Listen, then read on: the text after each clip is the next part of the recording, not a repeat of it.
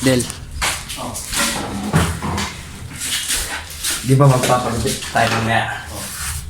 Ngayon, si Alvin, ayaw natin magpagupit, siyempre, di ba? Oh.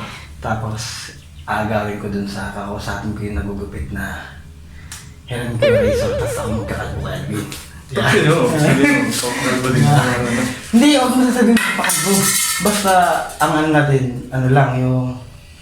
Basta, pag nakasalang siya, siya paunahin natin, i-video mo ako eh. Siya paunahin natin. Oh. Tapos, hiram ko yung razor dun sa nagugupit. Igugupit ko na ganun na lang biglaan. Oh, puro gilid pa naman yung book mag-gawin. Parang ganja. Ano yun? Gagawin natin.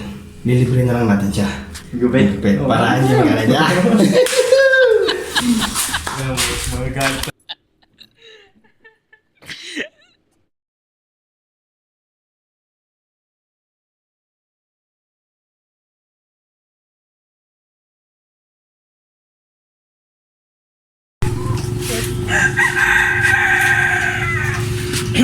Okay, ulam.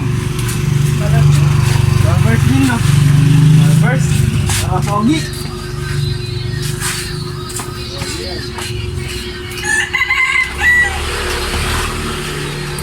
Puro gitna lang daw kuya.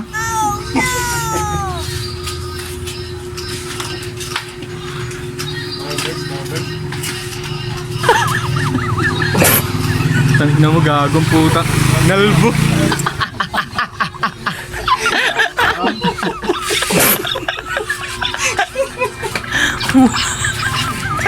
Gag. Barbers puro gilid. Muhok na yan, Bin, muhok.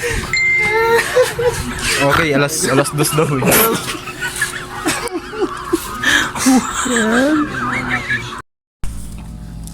Bin, gusto mo ba malibre sa gupit? Oo. Ano gagawin natin? Prank natin si Judel. Siyempre, di ba, magpapakalbo ka? Oo. Gusto mo na rin. Mamaya, sasabihan ko siya na, Del, prank natin si Alvin. Ilibre natin sa gupit. Tapos, sabihin natin dun sa nagugupit, kalbuhin siya.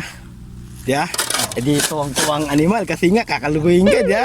Tuwang-tuwa yun. Tapos mamaya, siyempre, pag nakasalang ka na gano'n, di tatawa-tawanan ka nun. Tapos, papanood natin sa kanya tong video na to na, ano sasabihin mo? Ano sasabihin mo? Ano sasabihin mo sa kanya? Akala mo? Akala mo.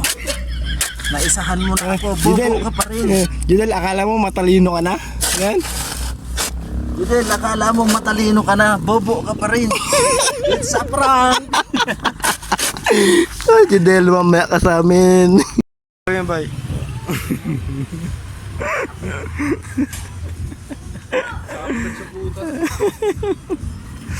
Kaya di ko malag sa Alvin, no?